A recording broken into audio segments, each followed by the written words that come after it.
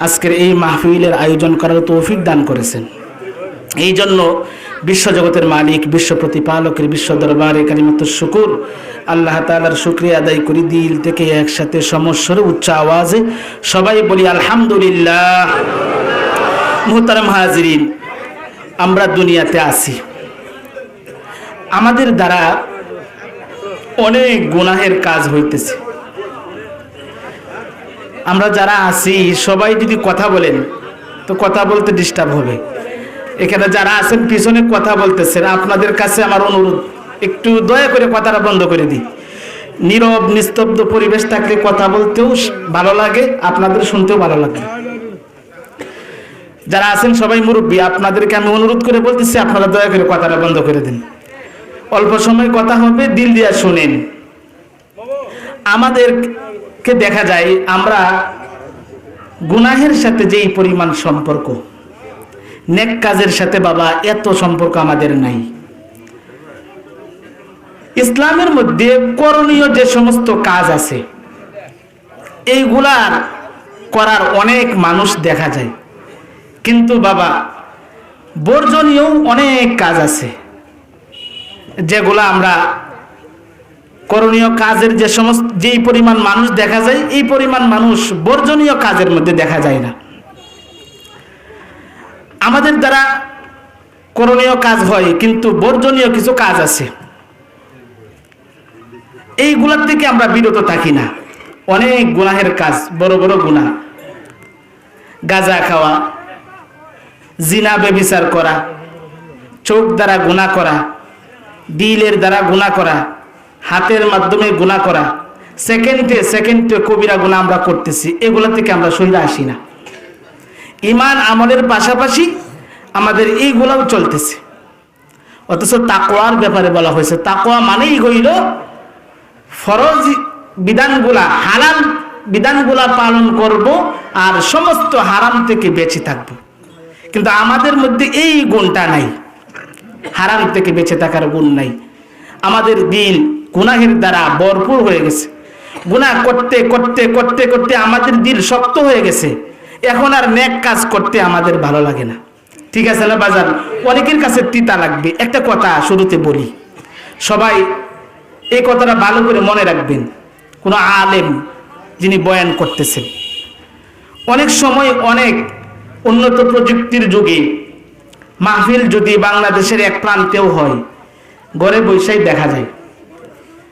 ফিতনার জমানায় অনেক ঘটনা এরকম আছে, আমরা দেখতেছি যে মাহফিলের মধ্যে সরাসরি আলেমকে, বক্তাকে বাধা দেওয়া হইতেছে। কেন? হারামের কথা বলছেন, সুদের কথা বলতেই বাধা। বাজান, আপনি যে বাধাটা দিলেন, আপনি কাকে বাধা দিলেন? যিনি বক্তা, যিনি আলেম ওয়াজ করতেছেন তাকে বাধা দিছেন না বাবা। আপনি কিন্তু মনে রাখবেন, তাকে বাধা দিছেন মানে আল্লাহর রাসূলের হাদিস এবং কোরআনের বিপক্ষে বাধাটা দিলেন। ঠিক আছে না বাজান? উলামায়ে কেরাম কোরআন ও হাদিসের বাহিরে কথা বলেন না। আল্লাহর কোরআনের মধ্যে যে সমস্ত বিধিবিধান আছে, ওয়াজ আছে, রাসূলের হাদিসের মধ্যেও বিধিবিধানের কথা আছে, ওয়াজ নসিহতের কথা আছে, এইগুলাকে সামনে করেই কথা বলেন। অথচ আমি আপনি না বুঝা আমার স্বার্থের মধ্যে আঘাত লাগছে, এই কাজটা আমি করি, কেন হুজুর বলবে? আরে হুজুর তো বলছে না।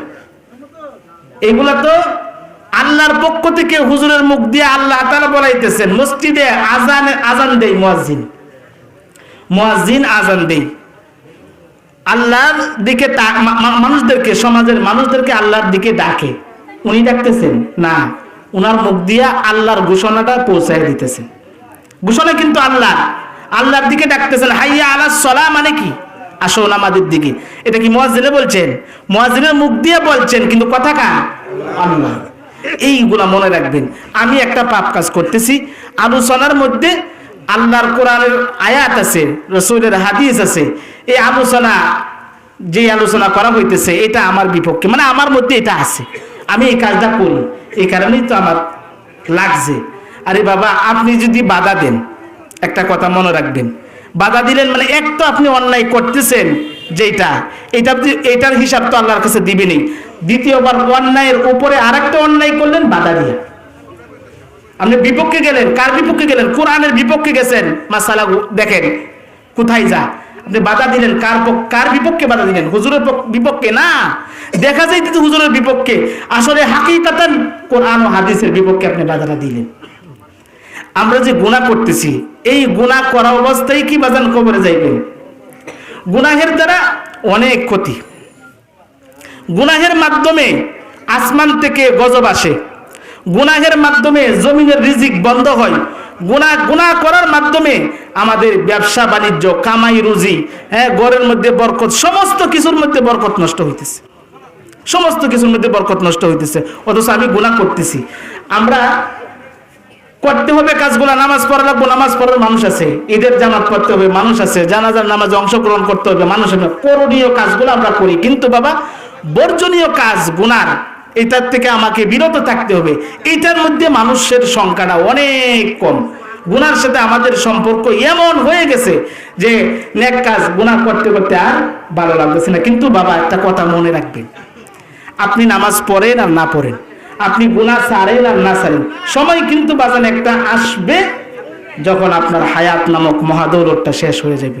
প্রত্যেকটা দিন, প্রত্যেকটা রাত আমার থেকে বিদায় নিতেছে, তার মানেই হইল আমি প্রতিদিন কবরের দিকে আগাইতেছি, মৃত্যুর দিকে আগাইতেছি। কথা ঠিক আছে না? কিন্তু বাবা তওবা আমরা করতেছি না, গুনাহ করতেছি, গুনাহ থেকে তওবা আমাদের দ্বারা হইতেছে না। তওবা কেমনে হবে? দিলের মধ্যে যে জঙ্কার আছে, এই জঙ্কার বাজান পরিষ্কার করতে হবে, তাহলেই তওবা নসিব হবে। মৃত্যুর স্মরণ, আল্লাহর স্মরণ দিলের মধ্যে রাখতে হবে, ভালো কাজ করতে হবে, কিন্তু কইরা এটাকে ভুলে যেতে হবে। একজন আপনার সাথে খারাপ করছে, এটাকে পরক্ষণে বইলা যেতে হবে। এইগুলাকে বইলা গিয়া আল্লাহর ইয়াদ, মৃত্যুর ইয়াদ যদি ভিতরে ঢুকাইতে পারেন, আল্লাহর ভয় ভিতরে ঢুকাইতে পারলেই আপনার তওবা নসিব হবে।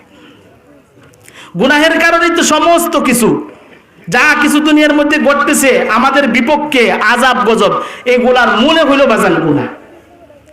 যেখানে যত বেশি গুনাহ হইতেছে, ওইখানে আল্লাহ তাআলার পক্ষ থেকে আযাব তত বেশি দিতেছে। বর্তমানে আমেরিকার দিকে তাকান, দেখেন আগুন যে লাগছে, লক্ষ লক্ষ কোটি কোটি মানুষের অবস্থা খারাপ, তারা দিশা পাইতেছে না কোথায় যাইবে। ওইখানে যে গজবটা লাগছে, এটার মূলে কি? ওইখানে সবচেয়ে সারা পৃথিবীর মধ্যে যে সমস্ত জায়গার মধ্যে পাপ হয়, হিসাব মিলাইয়া দেখেন, যেখানে আগুনটা লাগছে সারা দুনিয়ার মধ্যে সবচাইতে বেশি পাপ ওইখানে হয়। এই পাপের কারণেই গজব। কিন্তু ওই পশ্চিমার লাল চামড়ার গোষ্ঠীরা বুঝতেছে না, ওরা বলতেছে প্রাকৃতিক দুর্যোগ, প্রাকৃতিক দুর্যোগ। আর এই প্রাকৃতির ক্ষমতা আছে, গাছের, আসমানের, জমিনের, এত বইয়ের মধ্যে যা কিছু আছে, কোনো কিছুরই তো ক্ষমতা নাই।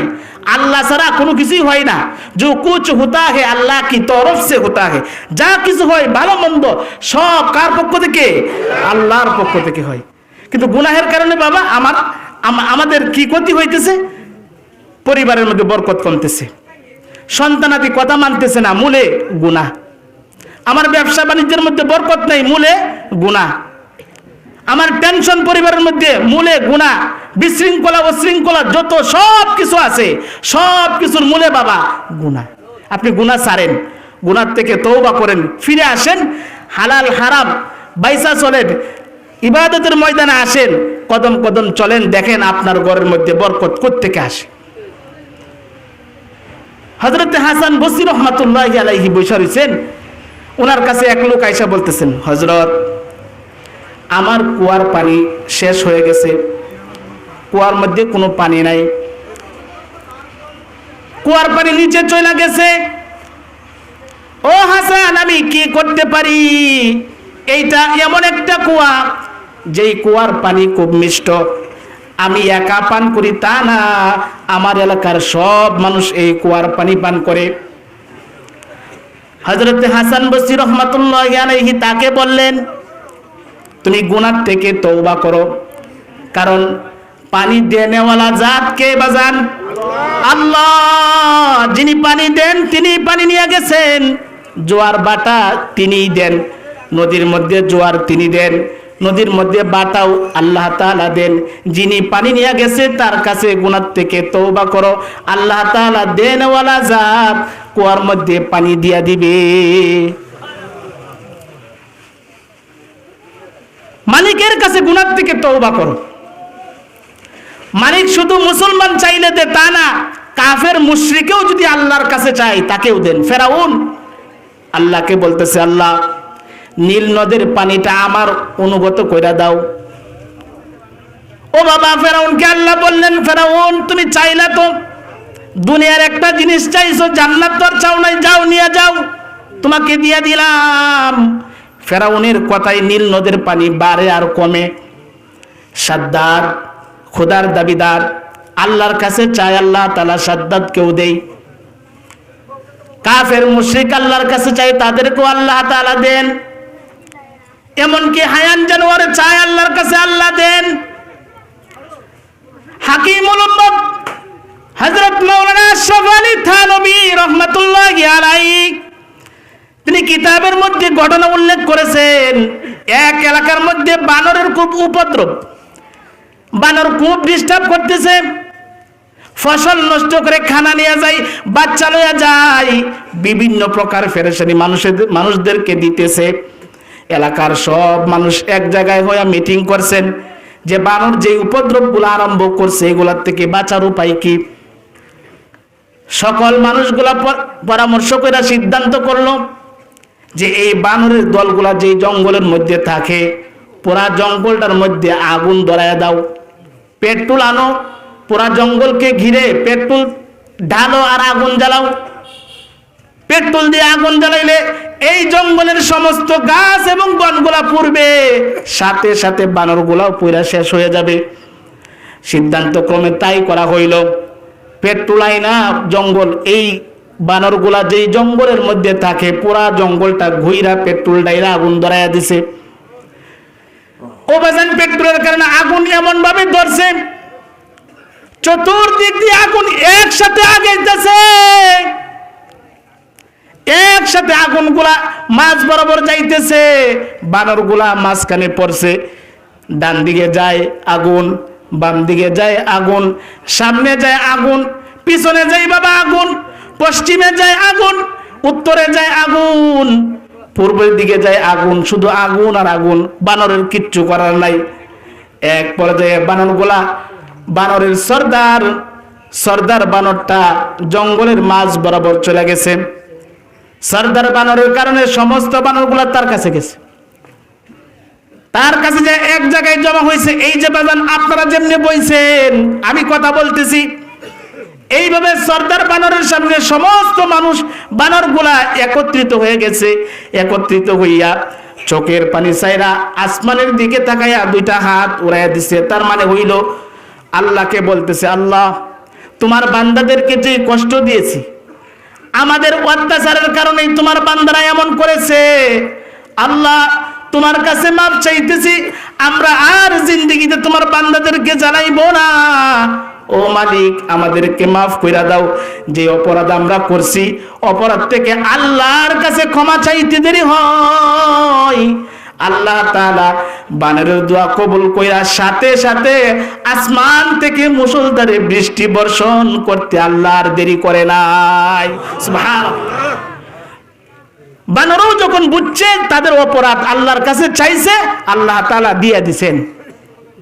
এলাকাবাসী দেখছে যে যেই বানরকে পোড়ার জন্য আগুন ধরাইলাম, এই বানরের কথা আল্লাহ তাআলা শুনে থাক, তাদেরকে আর পুইরা দরকার নাই। পরে আর এই বানর উপদ্রব উৎপাত আর করে নাই, ডিস্টার্ব করে নাই, সমস্ত ডিস্টার্ব ছাইরা দিছে, বন্ধ হয়ে গেছে। বানর বুচ্চা আল্লাহর কাছে চাইছে, বানরকে আল্লাহ দিছে। আপনি মুসলমান, আমার গুনাহ আছে, আমি চাইবো আল্লাহ তাআলা দিবেন না? অবশ্যই দিবেন। হাসান বসরি রহমাতুল্লাহি আলাইহি তাকে বলতেছেন, ও বাবা তুমি তওবা করো, গুনাহ থেকে তওবা করো, এলাকার সবাইকে যায় বলো গুনাহ থেকে তওবা করার। হাসান বসরি রহমাতুল্লাহি আলাইহির দরবার থেকে এই লোক চলে গেল, এলাকাবাসীকে নিয়া সকলকে নিয়ে আল্লাহর কাছে তওবার সবক আরম্ভ করে দিয়েছেন। এরপর একই মজলিসে বাজান আরেকজন লোক আয়েশা বলতেছেন, হযরত আমার মাল সম্পদ পুরা গেছে, সম্পদ নষ্ট হয়ে গেছে, আমি কি করতে পারি? হাসান বসরি রহমাতুল্লাহি আলাইহি তাকেও বললেন গুনাহ থেকে তওবা করো। একই সবক দিয়া দিলেন।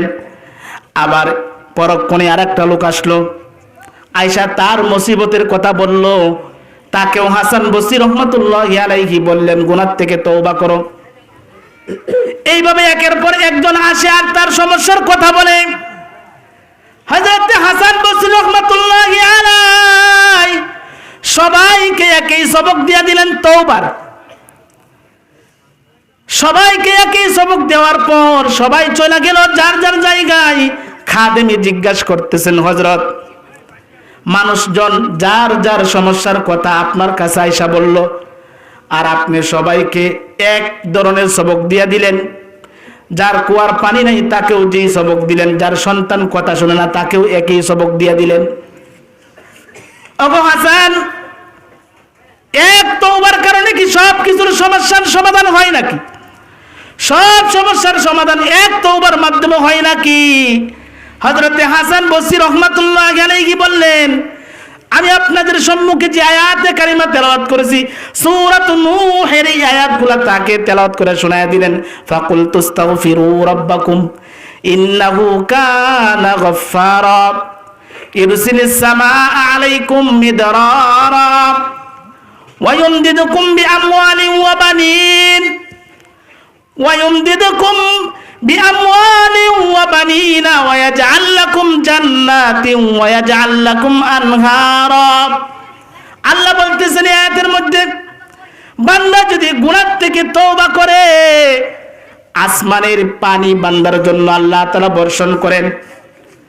যত সমস্যা আছে সব সমস্যার সমাধান আল্লাহ তাআলা গুনাহ থেকে তওবা করলে বান্দার জন্য কইরা দেন। সুবহানাল্লাহ।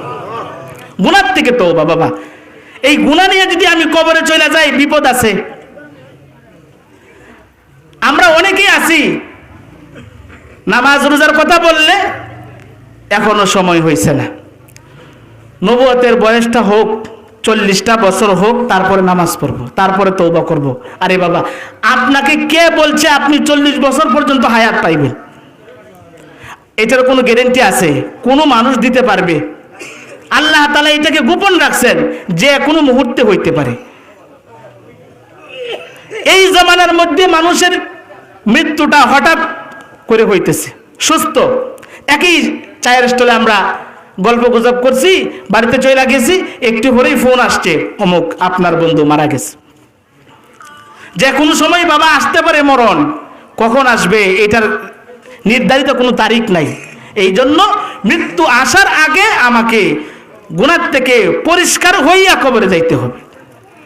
আমার আপনার দ্বারা গুনাহের অভাব নাই, গুনাহের লিস্ট লিখতে গেলে অনেক লম্বা হবে। যেগুলো আমরা করতেছি এগুলোর থেকে বিরত থাকতে হবে, এটার মন মানসিকতা আমার ভিতরে এখনো পয়দা হয়েছে না। অথচ গুনাহ থেকে যদি আপনি বুঝেন, গুনাহকে সামনে নিয়া আপনার জিন্দেগিতে গুনাহ আছে, এটাকে অন্তরে ফিট করে আল্লাহর কাছে চান, চক্ষু বন্ধ করে দেখেন আল্লাহ মাফ দেয় কিনা। আপনি মনে করতেছেন আমার জীবন অনেক গুনাহ করছি, আল্লাহর কাছে কেমনে মাফ চাই? আরে বাবা, একবার তওবা করছেন, আবার তওবা ভাঙছেন, আবার তওবা করছেন, আবার তওবা ভাঙছেন। আল্লাহ তাআলা বলেন, বান্দা 1000 বার তওবা করছো, 1000 বার ভেঙেছো, 1001 বারের মাথায় আমার কাছে আসো, তওবা করো, আমি আল্লাহ তওবা করলে তোমার জিন্দেগীর সমস্ত গুনাহ খাতা মাফ করে দেব। হযরত মুসা আলাইহিস সালাতু ওয়াস সালামের জামানায় বৃষ্টি বন্ধ হয়ে গেছে, বৃষ্টি হইতেছে না।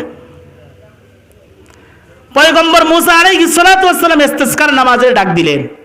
একটা সময় পিছনে বাজান ছিল না, বৃষ্টি যখন বন্ধ হয়ে গেছে, প্রচন্ড রোদ, বৃষ্টির কারণে আমাদের গাছগুলা মরতেছে, ফসল আদি নষ্ট হইতেছে, এমত অবস্থায় ইস্তিসকারের ডাক দেওয়া হইতো না, বন্ধে যে আমরা নামাজ পড়তাম না, নামাজ পড়তাম। এইগুলা কিন্তু এখন বন্ধ হয়ে গেছে। এখন বন্ধ হয়ে গেছে কেন? উন্নত প্রযুক্তির দিকে মানুষের মন মানসিকতা চলে গেছে। অথচ একটা যুগ এমন ছিল মানুষের তাওয়াক্কুল একমাত্র আল্লাহর দিকে ছিল, আল্লাহর দিকে ছিল বিদায়। একটা সময় ছিল যখন এই উন্নত প্রযুক্তি ছিল না, কিন্তু তারপরেও তো মানুষগণ খেতে খামারে কাজ করছেন, ফসল কি তাদের হয়েছে না? হয়েছে। এখন এই যুগের মানুষ প্রযুক্তির দিকে যত আগাইতেছে, আল্লাহ তাআলাও বিপদ আপদ তত বেশি বাড়াইয়া দিতেছে।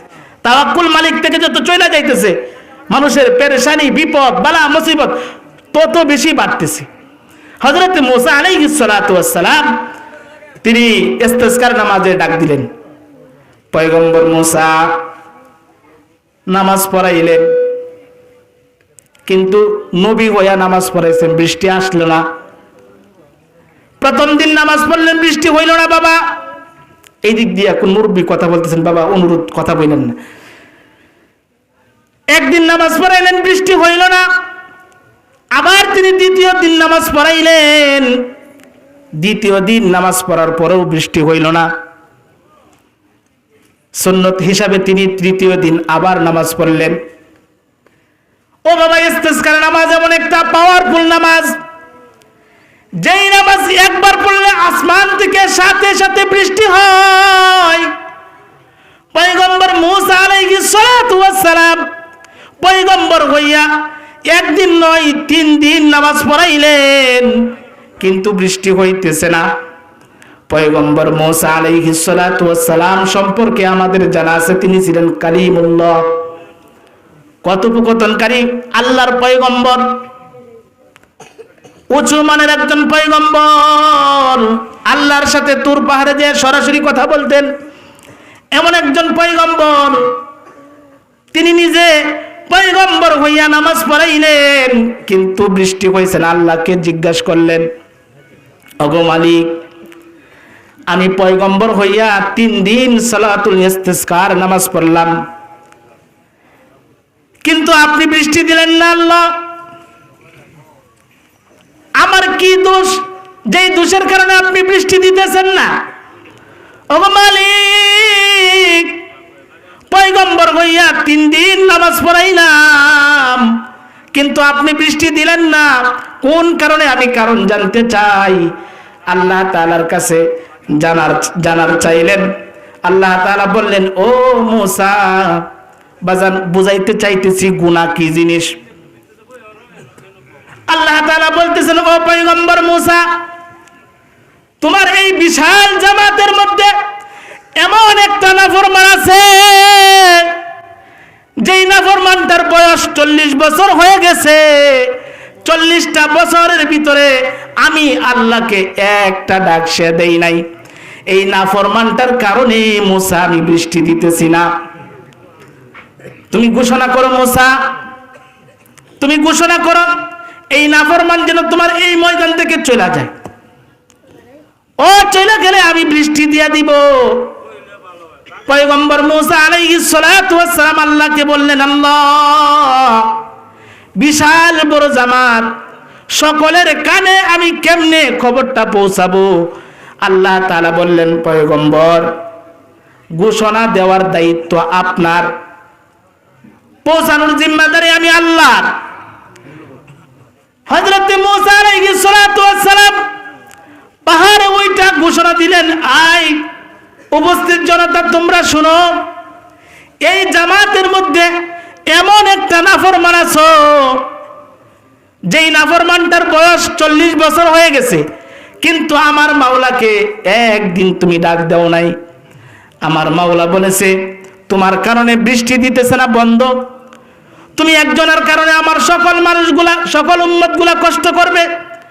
এইটা হইতে পারে না।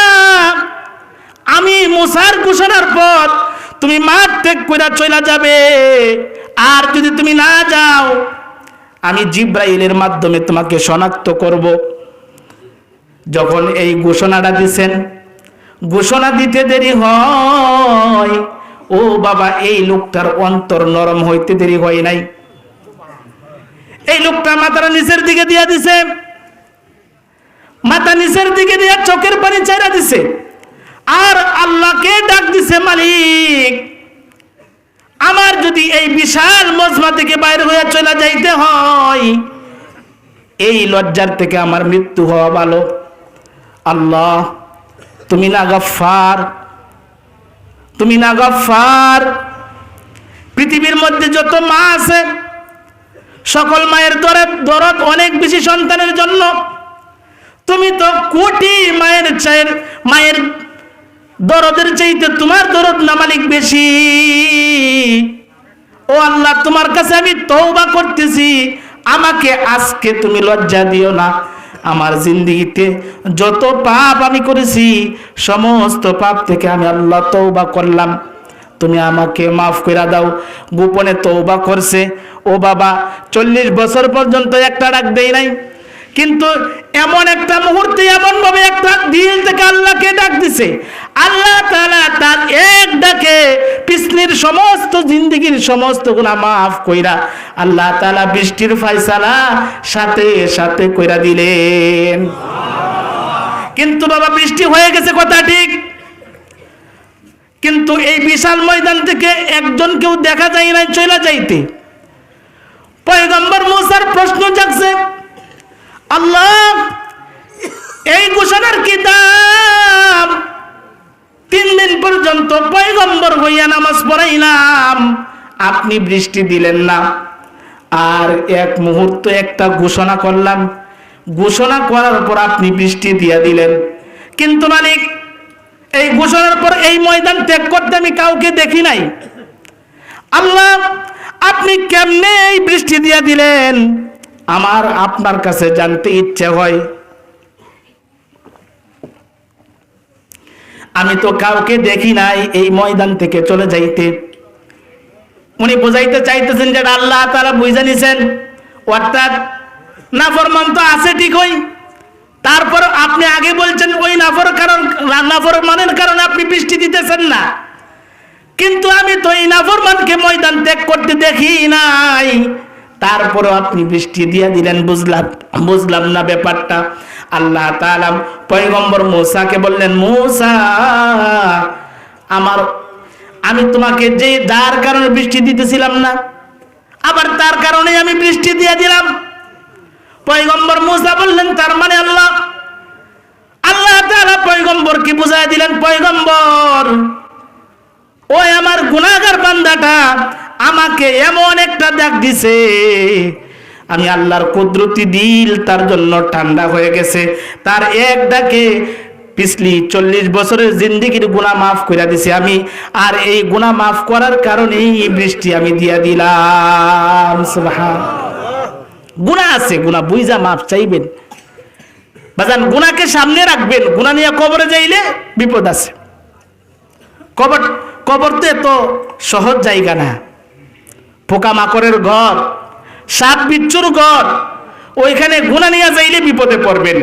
এই জন্য বাবা, যুবক ভাইয়েরা যারা আছেন সকলের পায়ে হাত রেখে আমি বলতেছি, যুবক শ্রেণী যারা আছেন, ওনারা তো এমন কিছু গুনাহ করেন যে গুনার কারণে নিজের জীবন ধ্বংস হইতেছে, শারীরিক স্বাস্থ্য নষ্ট হইতেছে। আছে না, গাঁজা খাইতেছে, খালি পেট কি ভরা পেট কি, ফেন্সিডিল খাইতেছে, ইয়াবা খাইতেছে, বাবা খাইতেছে। এই যে এই কাজগুলা ভাই আপনি করতেছেন, এই কাজগুলা করা অবস্থায় যদি আপনার মরণ হয়, অবস্থাটা কি হবে একটু বুঝে নিয়েন। গুনাহগার গুনাহ করা অবস্থায় মৃত্যু হইলে 100-র মধ্যে 99% ঈমান হারা হয়ে মরার সম্ভাবনা বেশি। এই জন্য বাবা, গুনাহ থেকে বিরত থাকা, করণীয় কাজগুলো আমরা যেভাবে করি, বর্জনীয় কাজগুলা, মিথ্যা কবিরা গুনাহ, সুগল করি কবিরা গুনাহ, ইয়াবা খাওয়া কবিরা গুনাহ, জোয়া খেলা কবিরা গুনাহ, হ্যাঁ, এরকম বহু গুনাহ আছে যেই গুনাহগুলো আমরা কইরা সমাজের মধ্যে বেড়াইতেছি। এই গুনাহ থেকে সময় থাকতে বাবা তওবা করেন। বনি ইসরাইলে এক লোক, উনি গরু লালন পালন করতেন, গরুটা পালতেন, গরুটাকে এমন ভাবে লালন পালন করতেন আপনারা শুনলে অবাক হয়ে যাবেন। এই পর্যন্ত দেখছেন কি গরুকে জামা পরাইতে কাউকে? ওই লোক গরুটাকে শখর বশবর্তী হইয়া জামা পরাইতেন, পায়জামা পরাইতেন, এই গরুর পিছনে অনেক অর্থ ব্যয় করতেন, শখের একটা গরু পালতেন। আর ওই এলাকায় 2জন নেককার বান্দা আর বান্দি, মার ছেলে, ওরা ইবাদত বন্দিগি করতেন। এমন ইবাদত বন্দিগি করতেন, ওদের ইবাদত বন্দিগি করার কারণে আল্লাহ তাআলার কাছ থেকে প্রতিদিন 2 বেলা জান্নাতি খাবার আসতো। প্রতিদিন 2 বেলা জান্নাতি খাবার আসতো। একদিন হঠাৎ করে ছেলেটা বলতেছে, মা, প্রতিদিন এক ধরনের খাবার 2 বেলা খাই, এই খাবার আমার আর ভালো লাগে না। মা, আমার মন চাইতেছে বোনা গোশত খাইতে। মা তার সন্তানকে বললেন, বাবা তুই কি বললি? আসমানের মালিক আল্লাহ তাআলা তো নারাজ হয়ে যাবেন। সত্যি সত্যি আসমানের মালিক নারাজ হয়ে গেছে। ও বাবা, আগের মানুষ গুনাহ করলে সাথে সাথে আযাব দিতেন। চোখের দ্বারা গুনাহ করছেন, চোখের মধ্যে রক্ত জমাট বেঁধে যেত। হাত দ্বারা গুনাহ করছেন, নগদ আযাব, হাত অচল হয়ে যাইত। পা দ্বারা গুনাহ করছেন, বড় ধরনের গুনাহ করছেন, জমিনের মধ্যে পাথর বানায়া দিত। কিন্তু আপনার আমার এই অবস্থা হয় না। আল্লাহ তাআলা আমাদেরকে নগদ আযাব দেন না। একটু নিজেকে প্রশ্ন করেন, আপনার দ্বারা আমার দ্বারা কি ধরনের গুনাহ হইতেছে প্রতিদিন? আপনার আমার গুনাহ যদি আমার সন্তান জানতো, আমার সন্তান আমাকে বাবা বলে ডাক দিত না। মায়ের গুনাহ যদি মেয়ে জানতো, ওই মাকে মা বলে স্বীকার করলো না। আমরা গুনাহ করি কিন্তু গুনাহ থেকে তওবা করি না। ওই ছেলেটা যখন এই কথাটা বলছে যে আমার জান্নাতি খাবার এক ধরনের খাবার খাইতে ভালো লাগে না, আমার বোনা গোশত খাইতে মনে চাইছে, আসমানের খাবার বন্ধ হয়ে গেছে, এই ছেলে মার কাছে আয়সা বলতেছে, মারে আসমানের মালিক শুধু আসমান বন্ধ করে নাই, জমিনও বন্ধ করে দিছে। মার কাছে বলে, মারে আসমানের মালিক শুধু আসমান বন্ধ করে নাই, জমিনও বন্ধ করে দিছে। কেউ কাজে লয় না, কেউ কামে লয় না। ও মা, আসমানের দুয়ার যেটা বন্ধ হয়েছে, এটা কি খোলার কোন রাস্তা আছে নি রে মা? সংক্ষেপ কথা, মা বলল, ও বাবা, ওই জান্নাতের দরওয়াজা খোলার একটাই মাত্র রাস্তা আছে, এটা হইল গুনাহ থেকে তওবা। সাথে সাথে সন্তানটা মাটির মধ্যে তওবার সেজদা দিয়া দিছে, চোখের পানি ছাইরা দিছে, জমিন ভিজতেছে। তওবা আল্লাহ তাআলা কবুল করে দিবেন। সাথে সাথে একটা গাবি, ওই যে ফাসেক লোকে পালতো, ওই গাবিটা তার দরজায় এসে কথা বলতেছেন, আয় ছেলে, তোর মাথা বাসা, আল্লাহ তাআলা তোর তওবাকে কবুল করেছে, তোর তওবা কবুল করছে, আমি তোর জন্য হালাল, আমাকে জবে কর। তোর না বড় গোশত খাইতে মনে চাইছে, আল্লাহ তাআলা আমাকে পাঠায় দিছে, ধর আমাকে জবে কর। ওই সন্তান বলতেছে, আয় তোমাকে আমি কিভাবে জবে করব, তুমি আরেকজনের মাল। গাবি বলতেছে, এত কথা বাড়াইস না, আমি তোর জন্য হালাল। মা বলতেছে, বাবা কুদরতে ইলাহি, দেরি করতে নাই, তাড়াতাড়ি জবে করো। বাবা বাজান, ঘটনা অনেক লম্বা, কিন্তু আমার সিঙ্গেল আয়সা গেছে ছেড়ে দেওয়ার। ওই বেচারা গুনাহ থেকে এমন তওবা করছে, তার হারানো সম্পদ, আল্লাহ তাআলা তার বাবার অনেক সম্পদ হারায় গেছিল, এই হারানো সম্পদকে ওই গোলামের কদমের মধ্যে আল্লাহ পৌঁছায় দিয়েছেন। আল্লাহ তাআলা আমাদেরকে গুনাহ থেকে তওবা কইরা কবরে যাওয়ার তৌফিক সকলকেই দান করুক, আমিন। ওয়া আখিরু দাওয়ানা আলহামদুলিল্লাহি রাব্বিল আলামিন। সময়ের স্বল্পতার কারণে আরো অনেক লম্বা আলোচনা ছিল, আমি ওইখানে যাইতে পারলাম না, মুরব্বির নির্দেশে আমি এখানে ছেড়ে দিলাম। আমি সবার কাছে দোয়া চাই, আল্লাহ তাআলা যেন ইখলাসের সাথে কথা বলার, মানার তৌফিক দেন। এই দোয়া চাই আমি আমার বক্তব্য শেষ করলাম। আসসালামু আলাইকুম ওয়া রাহমাতুল্লাহি ওয়া বারাকাতুহু।